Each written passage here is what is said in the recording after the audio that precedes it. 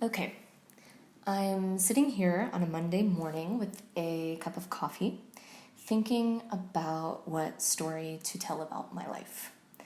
I think this exhibit, which is focused on the work and personal stories of Mississippi artists, is an exceptional one, and I was so happy to have stumbled across it on Instagram.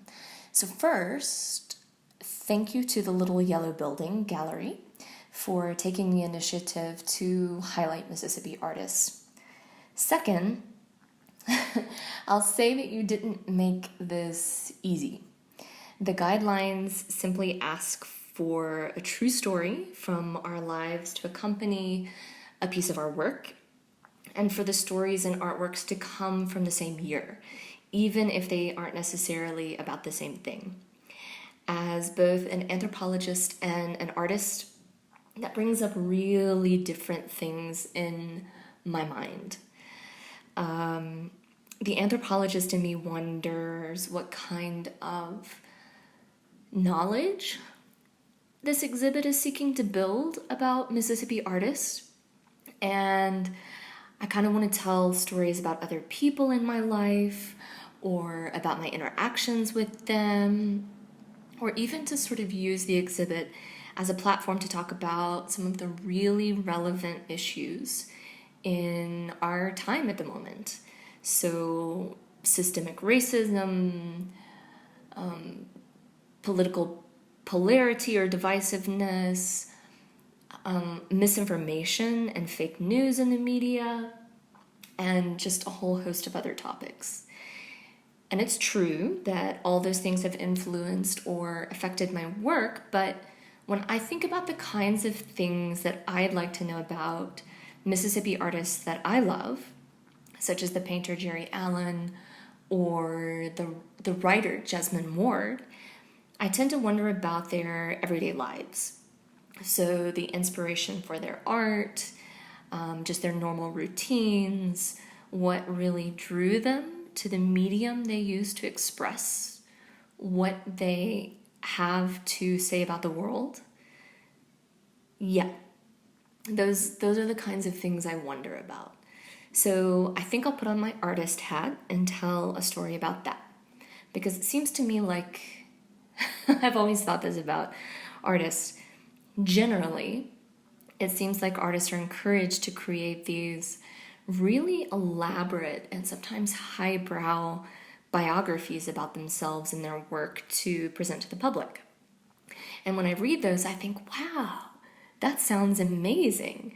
You know, they're talking about something like how their dream interpretations affect their worldviews and all the symbolism that they see in life and how it weaves together to inform the layers of their surrealist, symbolic, postmodernist, realist reform framework or something like that.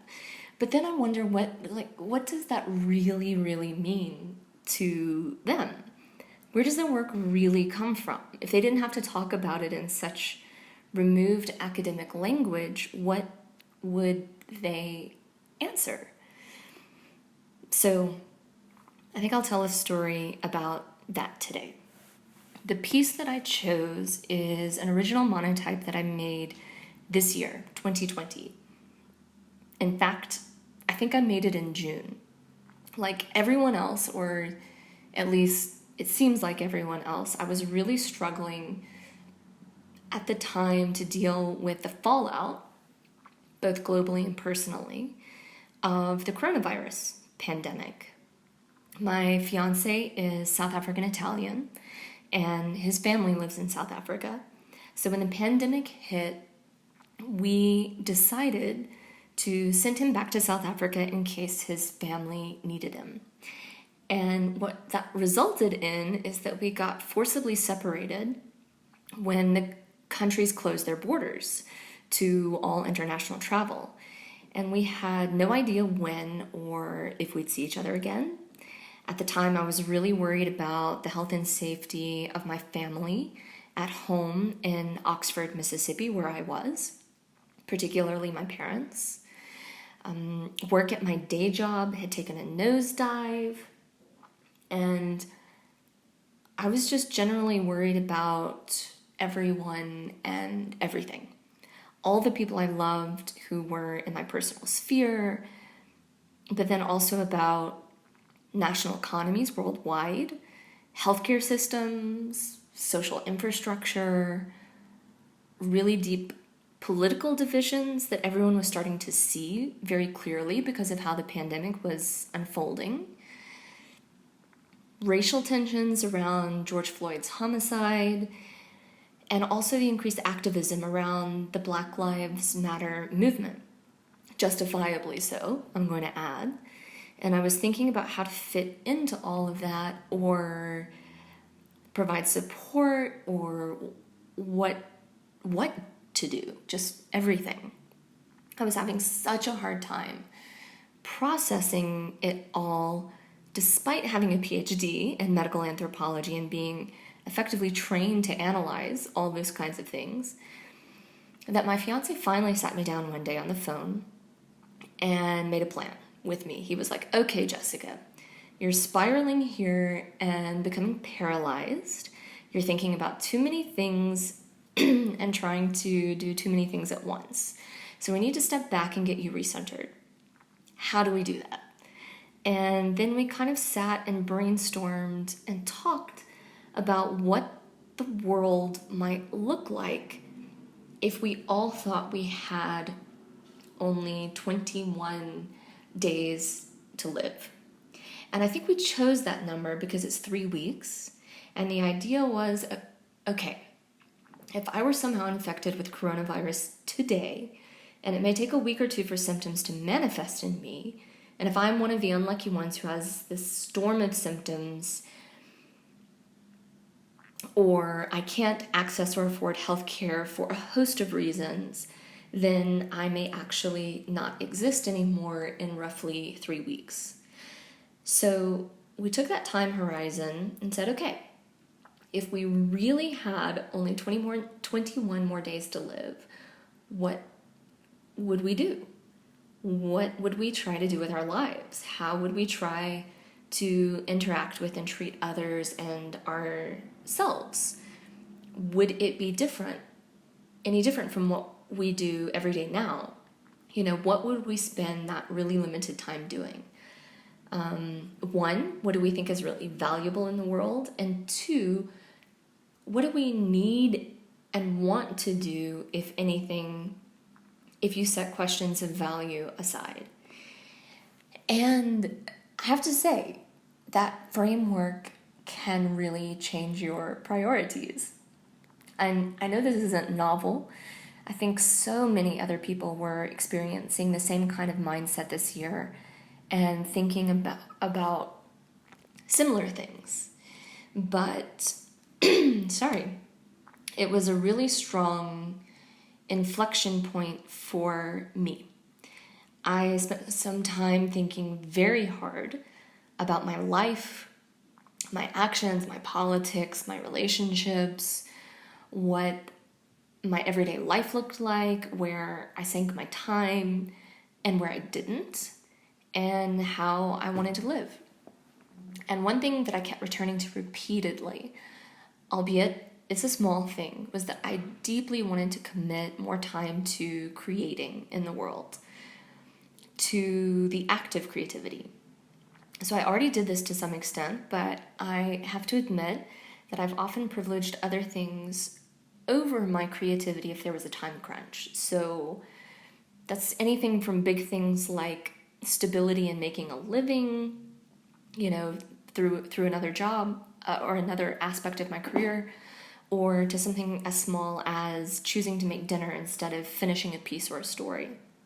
And for me, creating takes the form of both writing and visual art. So I started this year, in the middle of this year, very intentionally carving out time every day to create something. And we call it studio time. So I use studio time as a space that I'm very actively protecting this year and hopefully into the future, to just sit and live in my creative zone. So, kind of to try to reimagine the world and what it can be, to try to capture pieces of what is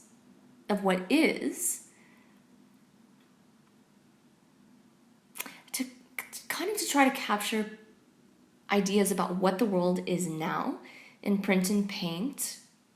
So just weaving in kind of images and lines and color so that I can understand the world and make sense of it, but also to start playing with how it can be changed or seen differently. And that may sound like a really small thing. Just one person sitting there trying to understand the world and make sense of it and imagine it in new or different configurations. But it felt really important to me. And it does feel important, this idea of the power of our abilities to understand and reshape our lives and worlds and possibilities.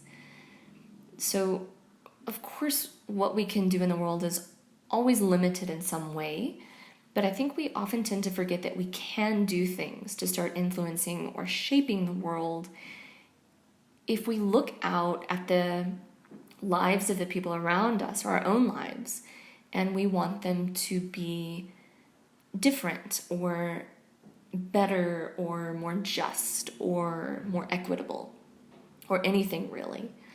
And that's the moment this year when I really started thinking not just about how the world is, but how it could be. And I started reconnecting to that feeling of possibility and movement and change, sort of action and bustle and flurry, this flurry of activity, and of my own commitment, basically, to trying to make space for that in my life no matter what. And I know this year has been traumatic for so many people.